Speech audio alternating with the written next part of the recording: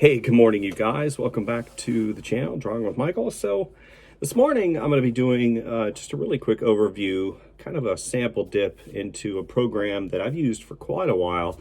It's called Clip Studio Paint, previously Manga Studio. Clip Studio Paint is one of those programs that, again, is kind of like Photoshop, and it's like a Swiss Army knife of programs. I think Clip Studio Paint is one of the most underrated programs out there that's available for digital artists. I know that it's available on the iPad as well, and what makes it unique on the iPad is the fact that it's a full version of the program. They basically took the version that was on the desktop and they plopped it over into the iPad. And I think that you can modify the menus and stuff in there to facilitate the tablet mode and stuff, but it's basically a drag and drop. What I'm not going to be doing is doing it on the iPad.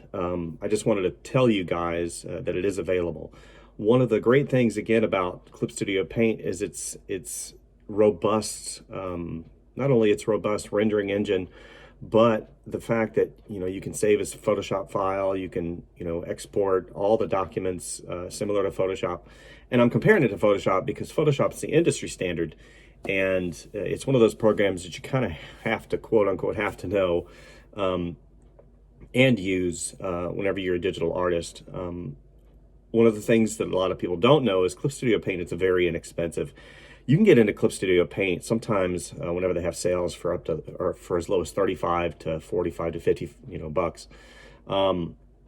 There's different versions of Clip Studio Paint too. There's EX and Pro, depending on what your need is. And I think the EX version is the version that caters to comic book artists. So it's another thing great about Clip Studio Paint. If you're a comic book artist, there's templates, pre-specified templates in there that you can open up and utilize the formats, and just it's a really incredible program. But I'm not going to get into all the minutia of the program itself. What we're going to do is we're going to do just a really quick dip into opening up the program, opening up a file, going through its brushes, looking at some of the settings, and do just an overall quick exposure to the program so you guys can get started. I've got probably, I don't know when I started using it. It's been a long time, 10 years, 12 years using it. And I'm still finding new stuff, which is always a pleasant thing to happen. They've always added features, and the fact that you can actually use it on the iPad as well is such a bonus. So I will be drawing just something simple today and going through the menus and whatnot and layer compositing and stuff. So enjoy. Okay, so here we are. I'm going to be using Clip Studio Paint on a Windows all-in-one PC in Windows 10. There we go. Make sure my quick remote is good. I haven't drawn anything this morning. This is just literally the first swing out of the gate. So here we go. Clip Studio Paint. All right, so you can see the menu and the toolbar is very similar to Photoshop. Here's the layer palette. So we're going to go ahead and start a new file, new document. Up here, it's very similar to Photoshop. It does have presets that you can utilize and take advantage of. So use of work. So it literally lists up here in the little sub menu. So you have illustration, webtoon, depending on which version. This is the EX version. No, actually, this is the Pro version. You see here, Paint Pro, comics, and it does have an animation feature as well, which is really cool. So I like to do my document right at about 300 DPI, and that's also going to depend on your computer and how large of a file that you can create. Okay, I don't like using pixels. 300 DPI custom. Why is it doing that? Custom 1600.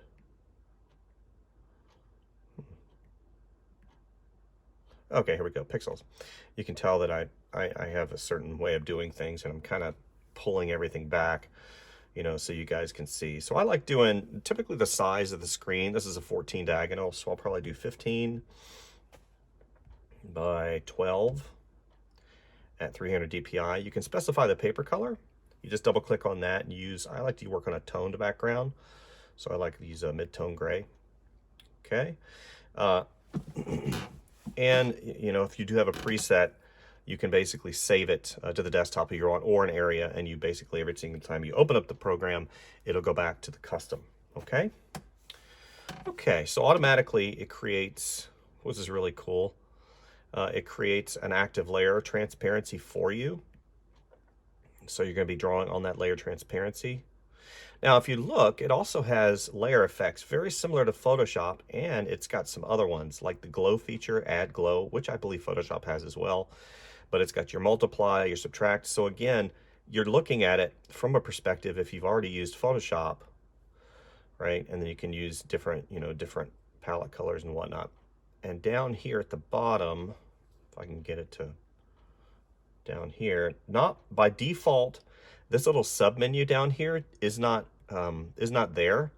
So what you need to do is you need to go down to the show command bar below, and it'll give you that. So if I get rid of that, this is what you're going to get if you first open it up. You're going to get no little icons down here. No worries. All you do is you just click on this and you go down to the command bar below, and you've got something similar again to Photoshop. If I want to add a layer, I just click this little add a layer icon, and you can go through, add a group, you know, add a vector layer, and it does support vector graphics as well, which is really cool. So I'm just going to keep it on that simple layer. Over here on the left-hand side, you can see the tool palette. Now, what's really cool about this is the, excuse me, got allergies. I've had a few people comment that, you know, they can't stand the coughing and the whatnot. And it's one of those things that, unfortunately, I live at elevation. I live at almost a mile high. Up on the side of a mountain, and with the dry air and the cool air and the low humidity, you know, allergies are something that I have to deal with constantly. But I've got Mountain Dew. Woohoo, Mountain Dew. So hopefully that'll help me in my narration of this particular video. So again, my apologies.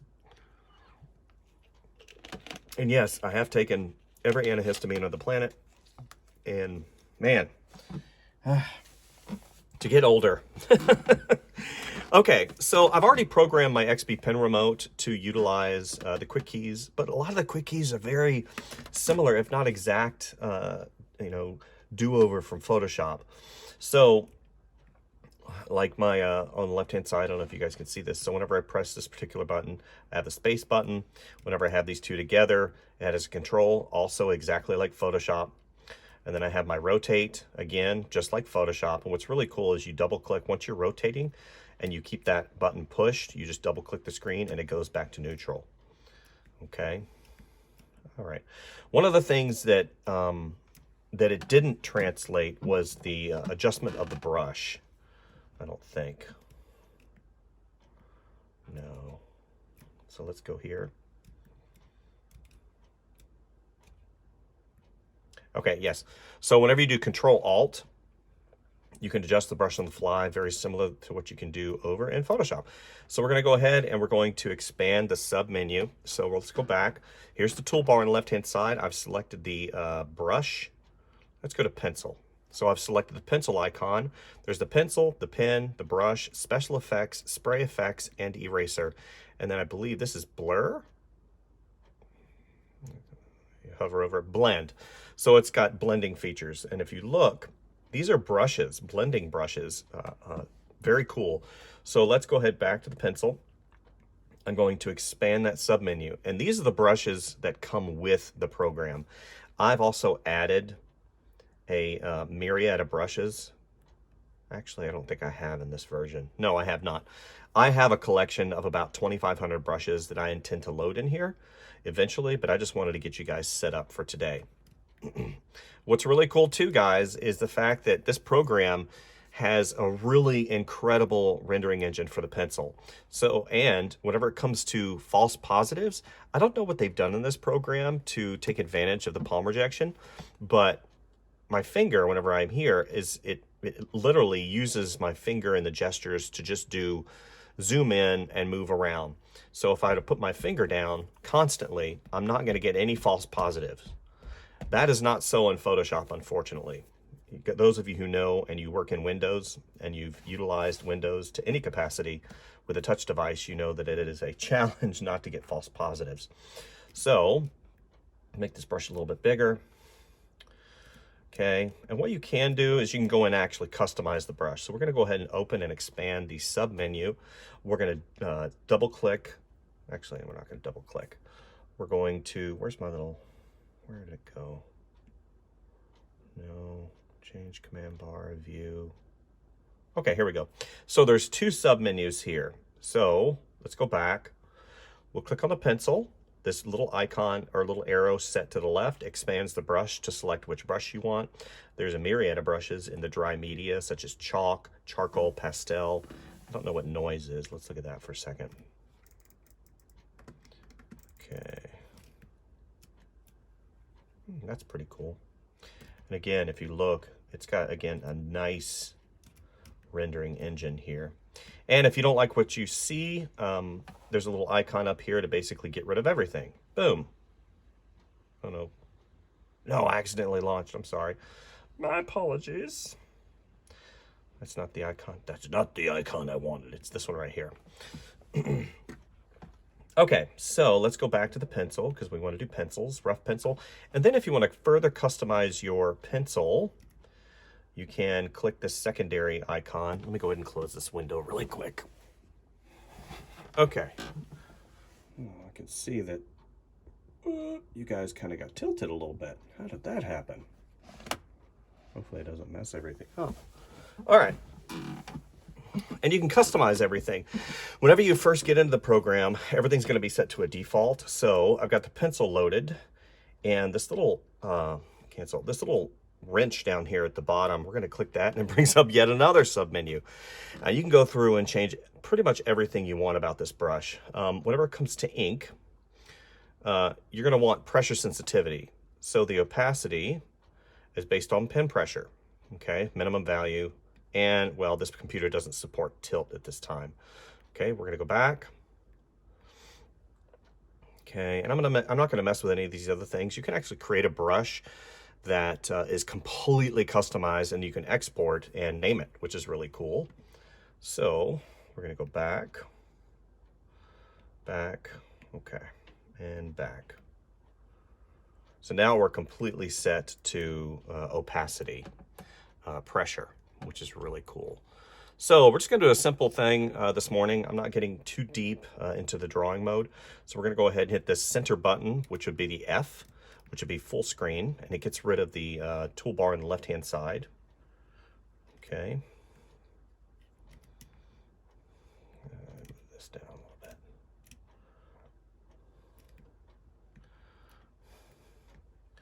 So I hope everybody is having a wonderful new year.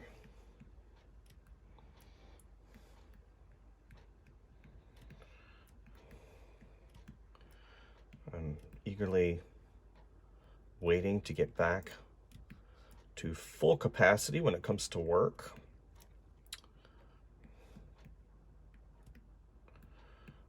Which would be nice. I still haven't reached it. Like I don't know if I told you guys before, in my professional field, I'm a toy designer.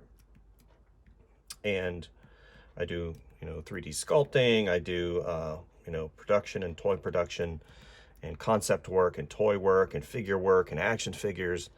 I do stuff for Universal Studios, Marvel Entertainment, and, Warner and Harry Potter.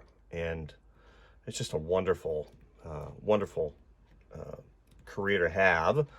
But with COVID and the whole virus, thing that's happened over the past year, I've lost a considerable amount of my clientele because, people are afraid in terms of business, and having artists on retainer is not something that they really want to do, especially when you have the theme parks and whatnot and businesses that have really,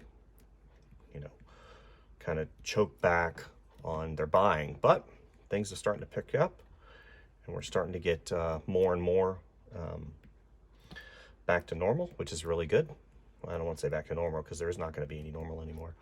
You know, back to a semblance of normalcy in terms of the workflow. So, which is good. People are starting to spend money again, which is good for my business.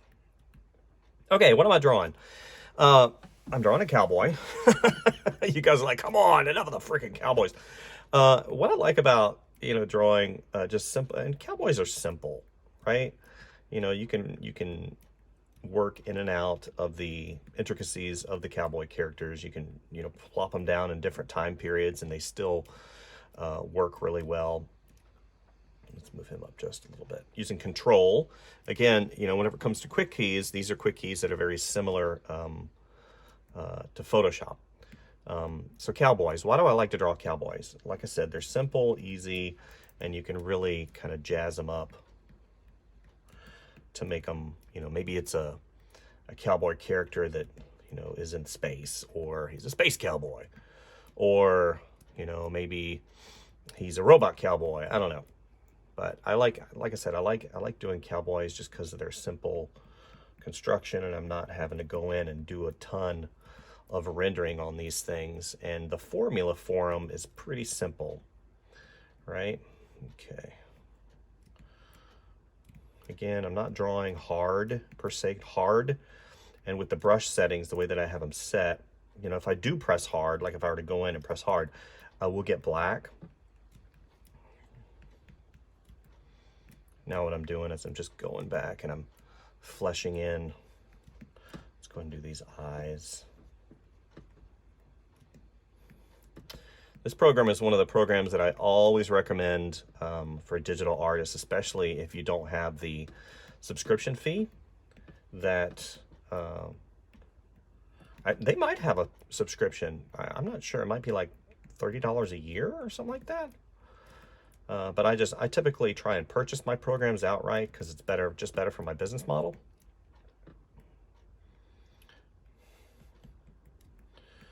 Oops. Okay. And I'll show you another. Let's have that chin come down just a little bit more. We're going to have his mouth. He's going to have it partially open.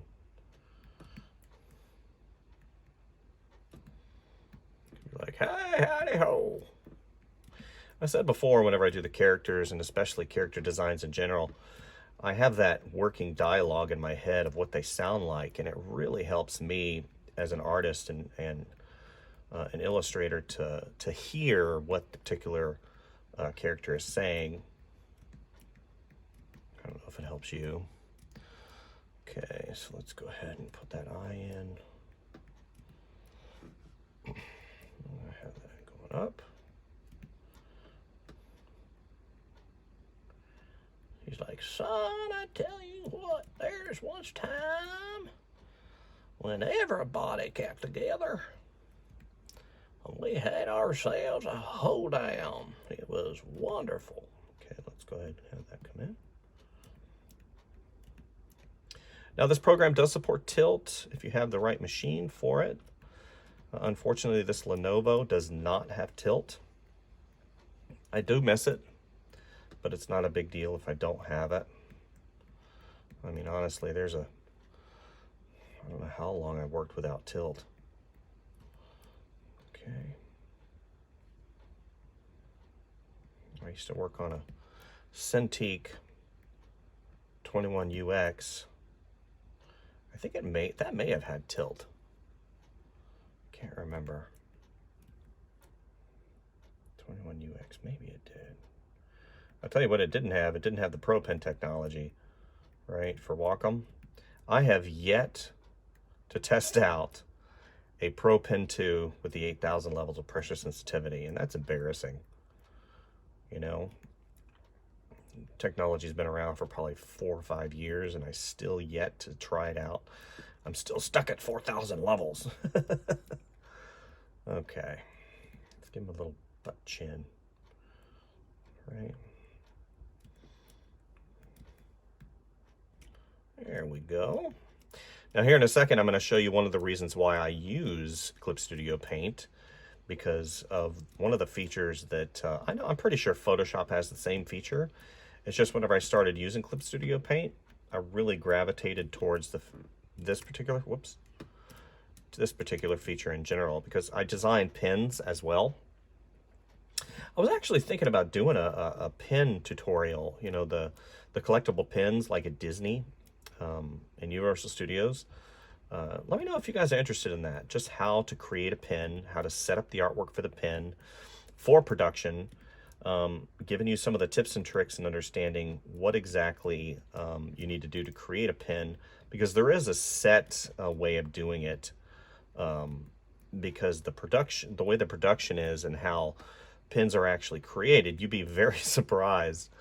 You know, I think there is an automation to it, but in general, most of the pin creation that I've seen is done by hand. So you'll print out a blank from the artwork, and then it goes to production, which you'll have a person actually by hand filling in the quote-unquote ink areas. It's actually enamel.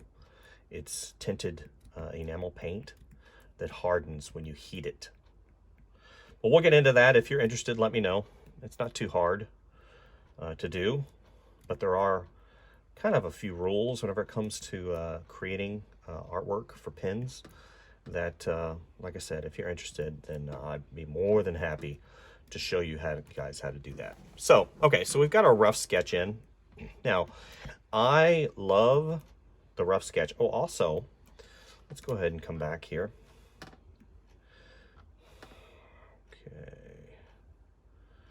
Okay, so there's stabilization. Now you see the stabilization, it's basically a line smoother. I'm not a huge fan of line smoothers, so we're gonna jack that back down to 2. So it gives you a little bit better response and exact of the sketch. Because if you put a line smoother on it, even though your line's gonna look all pretty, there will be a slight lag or a disconnect depending on the speed of your computer. And this one actually is pretty good, and I didn't really notice anything. But I'm not a huge fan of line smoothers. I like to just take those off because I don't really need them, to be honest with you. That's not a bragging or a braggart. That's just a reality. I never used them before, and I got used to just being able to have that nice stroke and that feeling of the line, and I just don't use line smoothers. Now on Procreate, you know, I believe they do have a line smoother you can utilize, and that's pretty cool. Okay, so now what I'm going to do is I'm going to come back over here on the left-hand side. I'm going to expand that sub-menu. It's going to bring up the other brushes in here. I'm going to go ahead and get rid of that.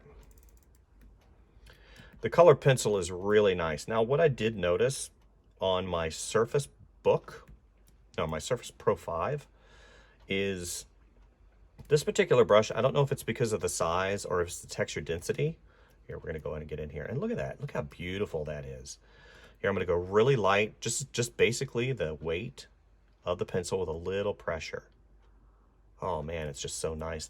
And the wiggle test that everybody, you know, has, again, with that line smoother on there, it's dead solid. Any variation or variable you're seeing is because of a little bit of a shake with my hand. So this particular pencil, the color pencil, is really nice because you can just get in there and you can go really big. So cool. So nice. Okay. Eyebrows. Hair. His mustache. And it gives it a nice traditional feel to it. I've used this brush and this combination of brushes for a long time and understanding how this brush works. And there are other brushes, but I really like how this one feels. And it comes with it. This is one of the ones that actually comes with the program. And right out of the box, it's really nice. Let me make sure that I have, hold on. Okay, so let's expand, hit that wrench again, opacity, pin pressure. Now, even though it had the pin pressure loaded, now it's going to be really nice. Okay, hit that F for full. So now we get a nice kind of a pastel-y feel to it. Make it really big. Get that nice texture in there, so it looks like 5 o'clock shadow. Right? Nice. Okay. You guys know that I've already reviewed the Lenovo 920, and I gave it kind of a hard review. I think it does have a lot of great features, but now that I've tuned it in, and you see, look, so now I use a glove. I went out and bought a new glove, and if you look, you're like, where did you get that awesome pin? This is not what you think. I actually used a barrel grip from another pin, and the barrel grip from a Wacom pin, one of my old Wacom pins, and I've cemented it to the barrel. And what I found out is the distance between your finger and the screen is what causes a lot of the issues with the Lenovo. And if you're not touching the pin, I'm not sure if it has to do with a registration issue, but I've pretty much solved because whenever I put my pin down in the distance, I was getting ghosting over here depending on how far, because it was registering my hand for the palm rejection. And guys, it didn't even matter if I had turned palm rejection off. Isn't that weird? Because it has to do with the pen. So we're going to go back to the pencil. We're going to give him some whiskers. Oh, those whiskers are so nice. Mister, you need to shave your beard. Okay, you're like, okay, oh, I haven't even saved it. Okay, what's really cool about this program too, instead of having to go to the sub menu, I have it programmed in here. So I just hit this, save, and I'll show you here in a second. So we're going to do CB. FS or CSP, Clip Studio Paint, Art. And I'm going to save as a Photoshop document, which is really cool. Okay. Okay, so let's give him a little bit of tech. Oh, wait a minute. I think we're in the wrong pen. Yeah. So let's go ahead and just flesh some of these areas out a little bit better. A little divot in his hat, right? Maybe he's got a little bit of things here and there. Okay, so now I'm going to go to the spray. So running color spray, droplets. Let's look what droplets looks like. Okay, kind of, so let's go over here. We're going to hit that. Again, we're going to go with pen pressure. So now, by default, for some reason, it's not on the pen pressure setting. So that's all you have to do whenever it comes to ink. Now you can go in and change your stroke, all of these features. I like to keep things really simple if I'm not creating. Okay, so we're going to go, if I'm not creating a brush per se, so we're going to get a little bit of dirt on here and there. Okay, on his hat.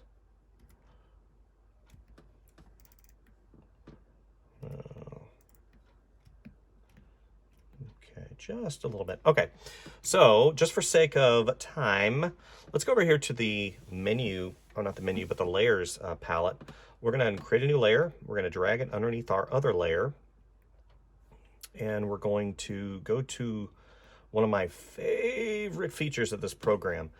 Over here on the left-hand side, you have the lasso. So there's a bunch of already pre-done little, I don't want to call them brushes. They're just feature. Well, I guess it could be considered a brush. So the one that I really like is the lasso fill. Similar to Photoshop, if you create a lasso and you do this, it creates a selection. Then if you have an action, you can press the action, it'll fill it with the color. You have to set up the action. Clip Studio Paint has it by default. Double click.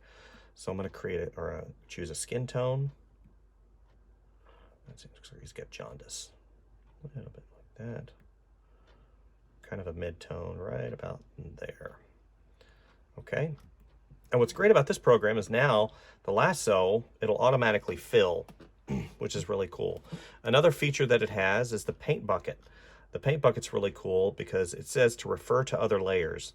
Now I can change that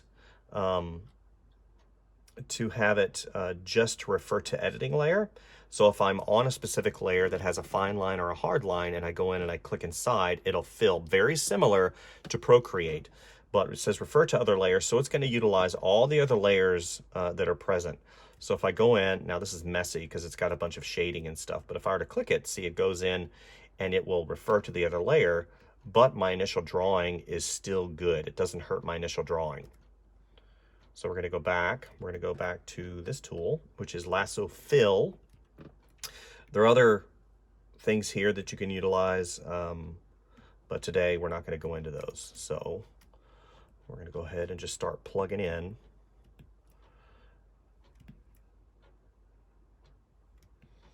And I have complete control. And I think there's a way, if I remember, that you can do a negative as well. But I don't really do that.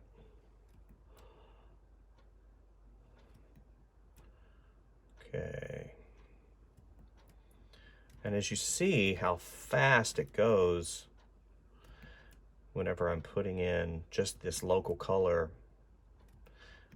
okay, for his head and his hat. We're going to zoom out, and then we're going to go in, and we're going to change the color. Okay, and I can change different palettes in here. It all has to do with your preference, right? I typically like using this one. So we're going to go down to brown. And again, this is local color. And you can change the menu, or not the menu, you can change the layer. So if I want to add a layer, so now, whoops, the animation dialog came up. I accidentally hit it with my finger. So now I'm on a separate layer. And you can change the aliasing on this, whenever, you know, for the fill, if you want. You can have it blurry, you can have it really crisp. I have it at default right now.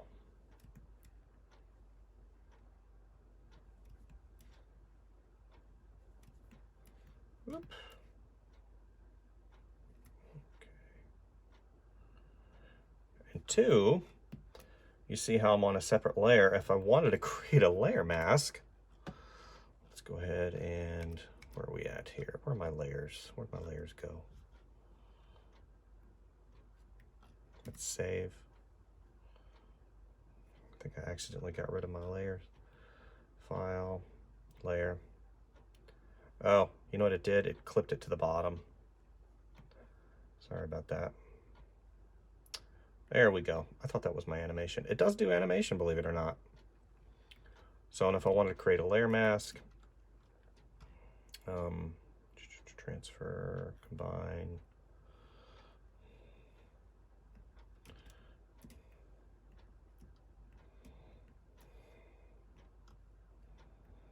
It will clear. Anyway, here's layer transparency if you wanted to create that.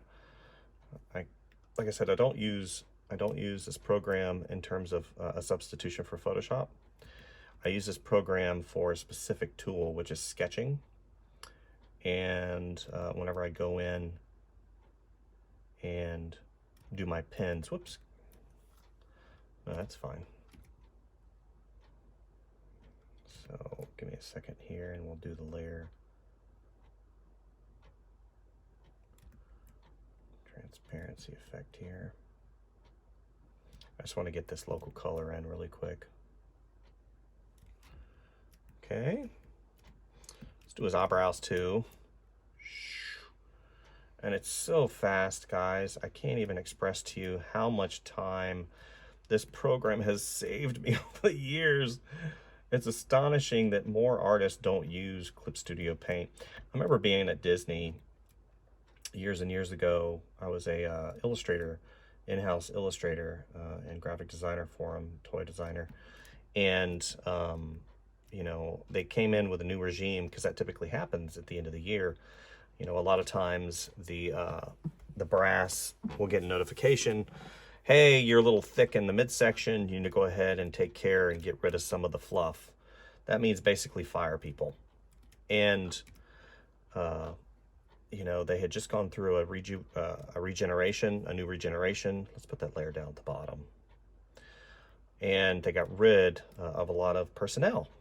And, you know, I was hired as a contract illustrator in-house, designing toys and concepting, and at that time it was right around when the new Star Wars movie was coming out, so they were ramping up, and it was a really fun time. And you know, I showed up and they're asking me what I needed, and I'm like, well, you know, I need a Wacom Cintiq. Okay, no problem. And I need you know, Photoshop, which they had licenses for all those, and then I need Clip Studio Paint. And they're like, oh, Clip Studio Paint, what's that? And yeah, Disney. And a lot of them hadn't used the programs anymore at any point in time, because a lot of them, you know, going in and still being in that mindset, you know, Photoshop is this, and I'm sure they had some people that used Clip Studio Paint, but none of the department that I knew of used it. So I started using it and kind of started passing on the you know, the value of the program. And you know, a lot of people are like, wow, that's a really cool program, and it's so easy to use, especially if you already know Photoshop. So hopefully, you know, I haven't been there 4 years. I haven't been there for 4 years. Hopefully they've, you know, at least turned the corner a little bit. So here we go. Turn the corner a little bit, meaning they've started adapting and adopting new programs and whatnot. Okay. So in a very short order, you can get a really decent looking character. Okay, so now I've kind of gone through, I'm gonna go ahead and, let's go ahead and get rid of that for a second. I need to do his eyeballs. So let's choose a white, real simple. And I'm on my fleshed layer. Okay. Kind of messed that up, didn't I? All right.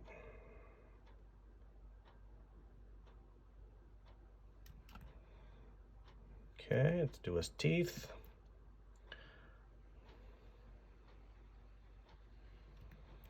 Actually, we can do that, can't we? Yep. The way I have it set up. Okay, so let's give him blue eyes. Blue eyes. Blue, kind of an aqua. Kind of an aquamarine.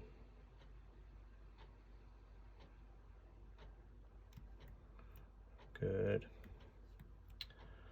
Okay. Whoops.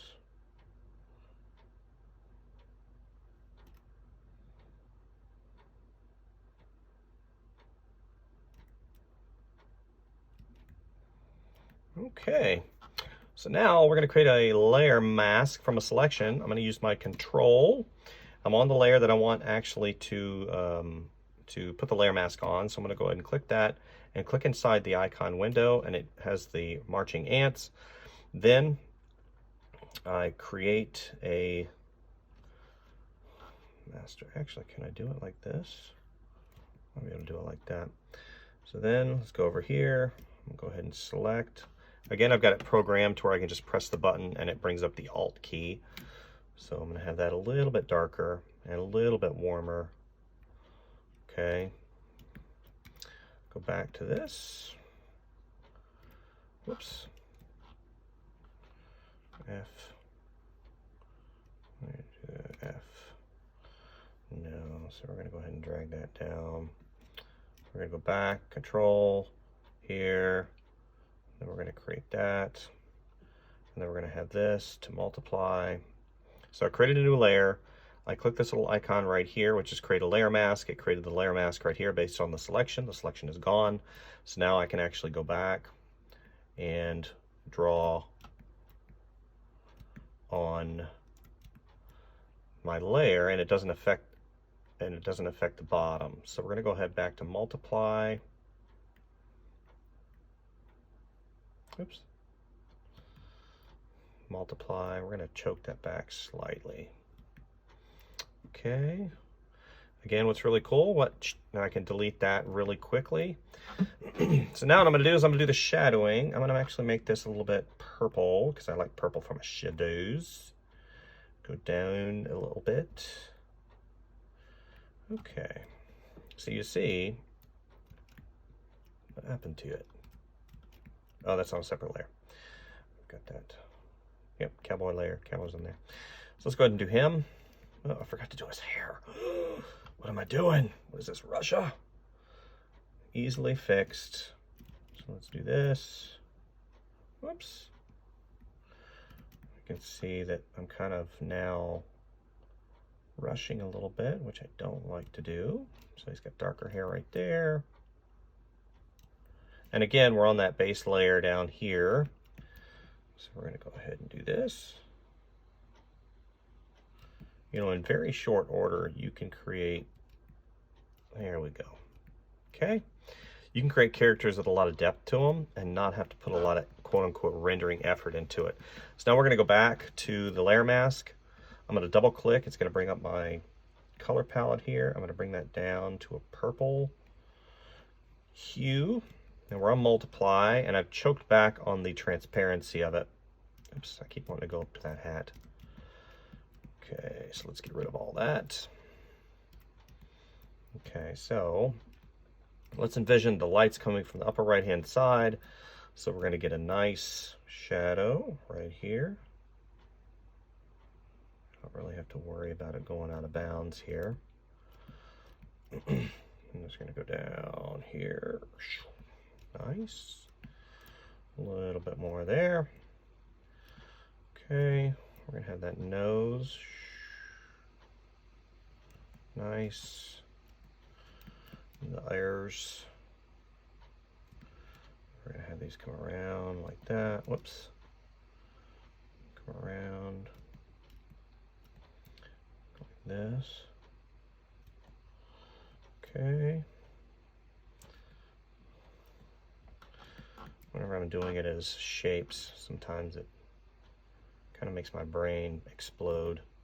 Because again, I'm trying to think in 3 dimensions, and I'm using a 2-dimensional form, a 2-dimensional construct, and it's not quite working very well. Okay, let's do this. Good. So let's go back. Excuse me. We're going to go ahead and do this.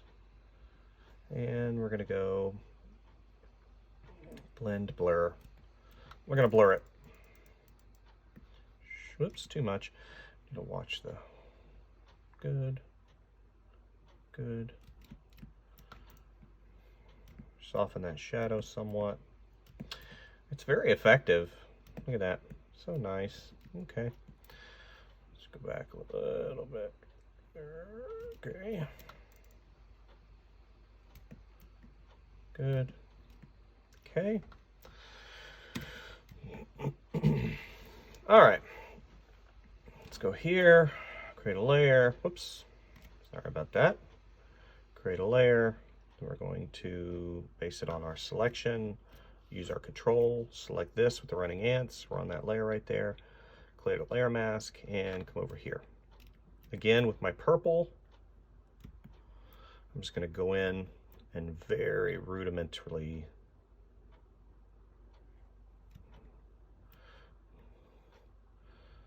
make that multiply. Let's choke that back somewhat, right about to there. Good. See that? Okay. So let's do this. And here. Good.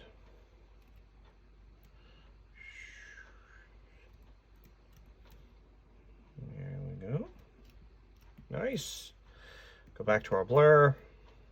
And guys, this is only one way to do this. This is just, I mean, this is actually not even the way that I do it normally. You know, using the layer masks and stuff. I just wanted to make sure you guys understood the robustness of this program, that you can utilize certain features that are very similar to Photoshop. So let's go back. Excuse me. To white. Okay. A little bit of eye shine. Let's make that a little bit darker. Okay. A little bit darker.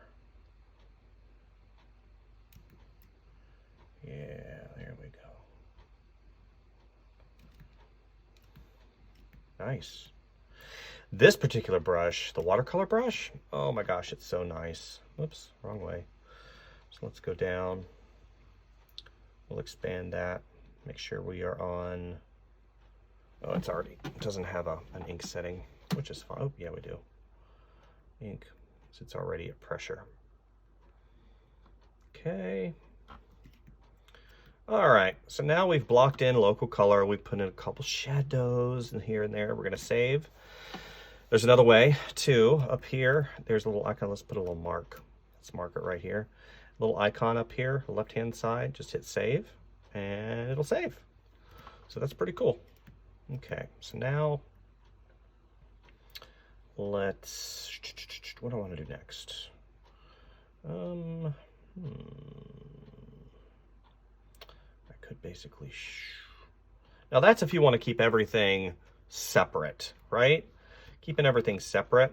So now what I can do is I can group the layers, which is very easy to do. Just hit this little icon, it groups the layers for you. Or, hitting Shift, select the layer you want, go down, select all the layers in between. I hit Shift, and now I can hit Layer, Merge Selected. So now we've got all of our color on one layer, which is very beneficial. So now I can go in, I can click the little layer transparency right here, lock transparent pixels, very similar to what you do in Photoshop. And I can pick a shading hue, again, going with a purple. And I can choose the brushes that I want. So we're gonna expand. Here's the watercolor. So I was originally in the pencils. Here's the watercolors, which is really cool. Now it doesn't have an engine similar to Fresco or some of those other watercolor-based programs like Rebelle. This watercolor is, it doesn't have the running effect. Now I'm sure that you can create something like that, but I'm not gonna do that. So I'm gonna create a layer up top. Actually, no, I'm gonna stay on this layer. Okay, so can if I remember correctly, I can, but I'm not going to. I'm gonna go ahead and add a layer. I'm gonna create a layer mask. Whoops. I'm gonna select him, create the layer mask from all the color underneath. Boom. Come over to the workable area, and I'm gonna click that over to multiply. So now what I'm gonna do is I'm gonna start pushing and pulling those values a little bit more. You can see with that painterly feel, it's got a nice, definitely a nice rendering engine in it. Clip Studio Paint, again, is one of those wonderful programs that a lot of people just don't know about. So we're gonna go ahead and we're gonna mess around here. Messy. I'm doing messy right now. Okay, just for contrast. Okay. Now one of the things that I can't leave, just the artistic side of me, I can't leave his face pale like that. So we're gonna give it a little bit of warmth. We're gonna warm it up just a little bit of blood flow, a little bit of pink. Where are we at here?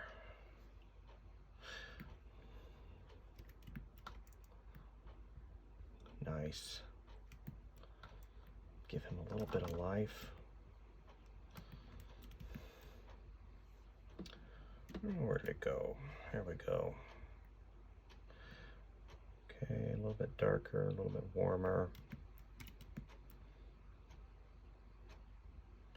And it's really cool because it utilizes the color underneath to give you that nice. Now, to get rid of that, you go to transparent, and now it's not going to pick up that underlying hue and smear it all over the place. So the transparent's really good whenever you're doing stuff like this. Nice. Okay, we're gonna go a little bit redder. Nice. Okay, maybe set some sunburn. All right, we'll give him a little bit of sunburn. Okay. And his ears, always remember, blood flow goes to the ears. So they're gonna be red or purplish or, a warmer hue because you got much more blood flow. Down here, the skin doesn't get as much blood flow. And with that transparency locked, watch, it doesn't go outside of the locked pixels. Again, very similar to Photoshop. So you're gonna get some green over here, right? Okay. Messing around with the different values in his mustache. I have a lighter value here. We want a lighter value. So probably right there, right?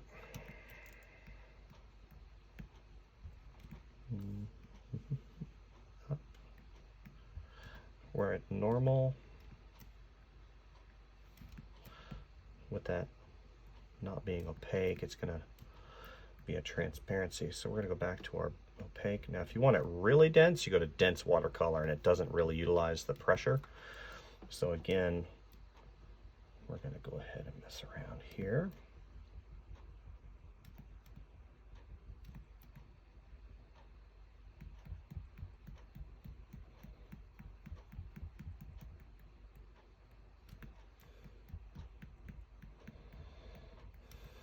Hopefully you guys aren't getting too bored.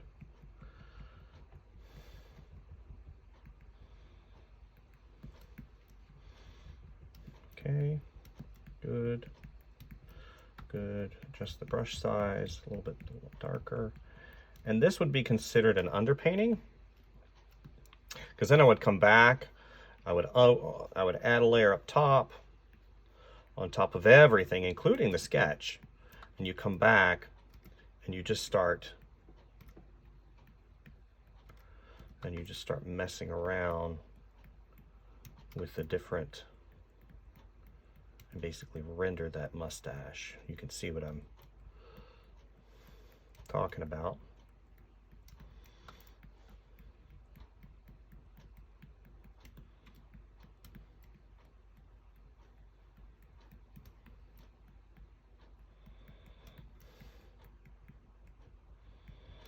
There we go. It gives it that nice traditional painter feel. You can see? You understand? Kind of looks like me. Back when I had a handlebar mustache. Yes, I did. Okay, so let's go back out down here to my light transparency. Okay, give it a little bit of value here and there. Come up here.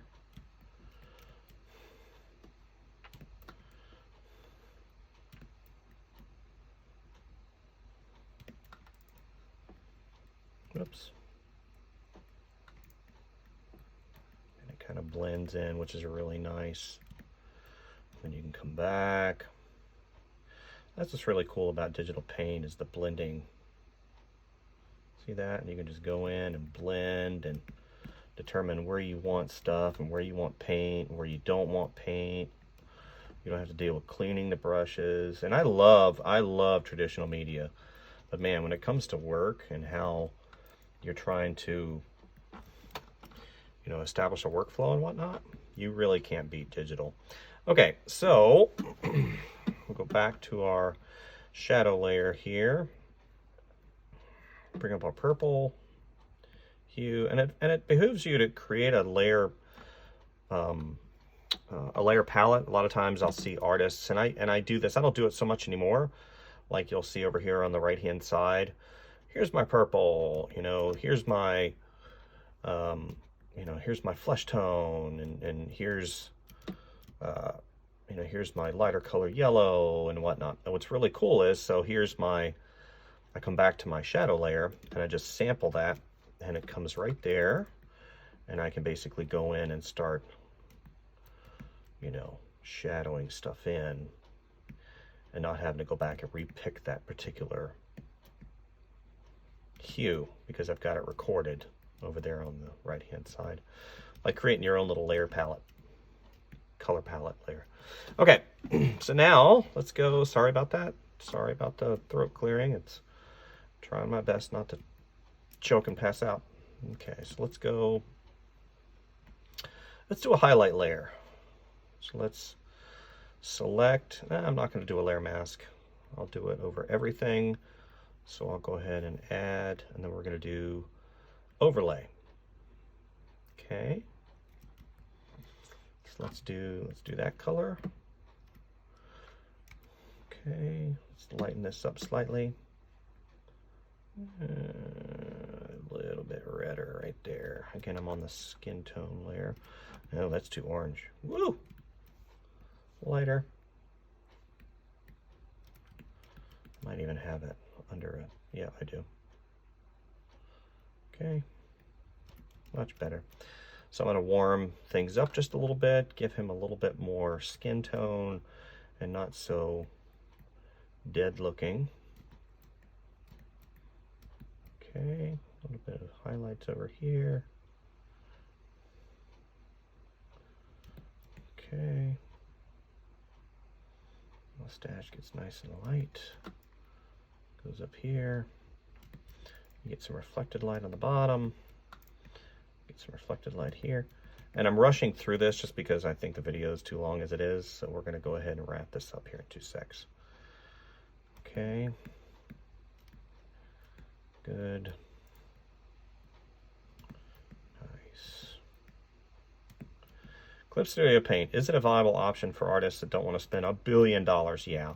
I mean, like I said, if you get it at the right time, meaning during the time of the year they'll hold sales, dude, you can get this program for like $35, and that is an incredible value, especially if you're on a budget, you know. And you can open Photoshop documents. It's not like you need Photoshop. You know, you can use these.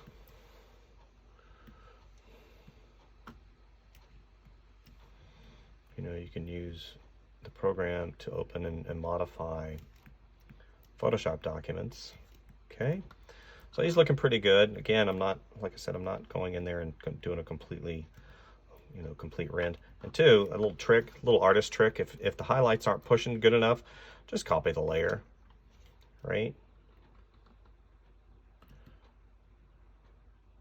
See, just copy the layer and then you can adjust the top layer. That's pretty good. Okay, and then I'll do a final little shadow here over his eyes to kind of go to purple. Okay, we're going to go to transparent watercolor.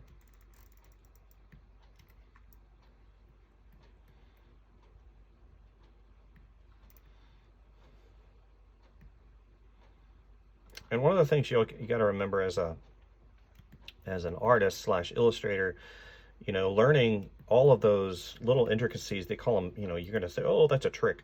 There is no trick. Okay, there is no trick. There is no magic button. There's no magic wand. It's years and years of practice. It's years and years of understanding color theory, of, you know, late nights, of, you know, you name it. It's literally every single moment, you know, you're sitting behind this desk, you're trying to learn something new, and just, you know, bettering yourself. It's, you know, one of those things where nobody is going to give you a job based upon, you know, the hope that you're going to get better. You have to do that in your own time. I always told students, you know, whenever I was teaching them, I said, one of the things that's going to happen is you're going to come to the realization that your degree is not going to get you anywhere. And when that hits you, it's going to either be an inspiration or it's going to be a total, you know, cluster explosion in your world, and you're going to freak out because you can say, I've got a degree, why can't I get a job? I just paid all this money for an education. And honestly, you know, these colleges, you know, whether it be a high-end college, a low-end college, a community college, you know, I went to one of the best colleges for art in the entire world. And I'm going to turn the layer transparency off. And to realize that, you know, that doesn't really do me any good. And, you know, I got what I got when I was there, but it's all the work after that I have done, you know, I call it in the trenches, and being in the trenches, that gets you the jobs. And, you know, it's late nights, it's drawing when you're tired, it's sitting on the couch and drawing, you know, while your family does other things. And, you know, there's a balance, don't get me wrong, but what I'm trying to say is none of this stuff comes for free. And if you really want it, it's going to take work. And a lot of times people aren't prepared for that. So let's go back to our wonderful lasso fill. So we'll go here.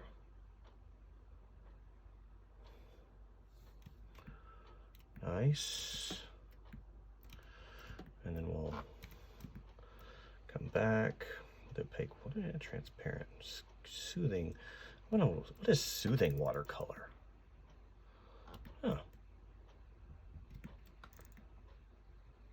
It's just like a blurring effect. Yeah, I'm not too keen. That doesn't soothe me, actually. No, that's not doing anything for me. Let's go back. Realistic watercolor, textured blender. Ooh, the textured blender. Let's try that. Well, I do like that.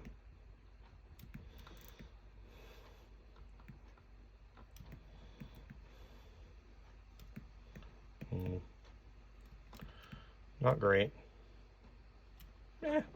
Meh. Okay, and the final for the highlights, one of the things that I've always liked about this program, and I'm sure that I believe Procreate has this as well. So go back to the brush, watercolor, opaque. Now I'm going to go back to glow, add glow. There we go. Pick a lighter color. Value, hue. Okay, up. See what it does. Oh! Let's see, add. Let's do add. Okay, and glow dodge. Glow dodge is awesome. Okay, so now I'm just going to go back and put some little highlights here and there. And again, I can go and I can, you know, choke back. Whoops. I can choke back on how light it is. Got a nice highlight right here. And in short time, in short order, you can have something that you're like, oh, that's pretty cool. And then, you know, this can be a base, and let's go ahead and do a little highlight right there. Yeah. Whoops. A little reflective highlight on the bottom. Good. Lip highlight. All right. I think that's all I wanted to show you guys. Just a quick dip into the world of Clip Studio Paint. You know, again, check on the Clip Studio Paint website to see what kind of deals they're running. They're always doing something, and it is a wonderful program to get your feet wet, per se. Where is... Oh, I'm all the way at the bottom. Duh. Okay, we'll go right here. Hit a little bit. Okay.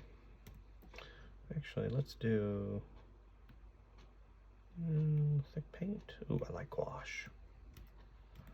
You like it? Ooh, pointillism. We'll do gouache. Anyway, like I said, Clip Studio Paint is a great program for those who don't have a lot of money, that want to get into the digital art field and need something that the learning curve isn't too high. And this is, like I said, a wonderful program for you to do that. It is a flat-out professional piece of software, so don't think that you're getting something second-rate. You know, I really don't like that. Maybe if I go and I go down to overlay. Yeah, I like that a little bit better. Let's choke that back a little bit. You know, it being a professional piece of software, don't think you're getting something second rate. This is a wonderful program that has incredible features that I know everybody who works in the art field could definitely benefit from, right? I hear some people sometimes are like, I ain't gonna, you know, learn a new program. Who needs that? I'm like, well, at the end of the day, the reality is the program is just a tool. You know, if you're set with your set of tools, then, you know, me, I always like improving. So anyway, thank you guys. The program's Clip Studio Paint, working in Windows 10. And this was just a short dip into how I use it. And let me know if you're interested in learning how to draw those pins. You know, drawing, I think, and the concept of drawing is separate from actually the execution to get into the, you know, creating a pin. But I just wanted to show you guys how that is done in creating the artwork and setting up for a pin. So let me know if you're interested, and we'll see you next time, guys.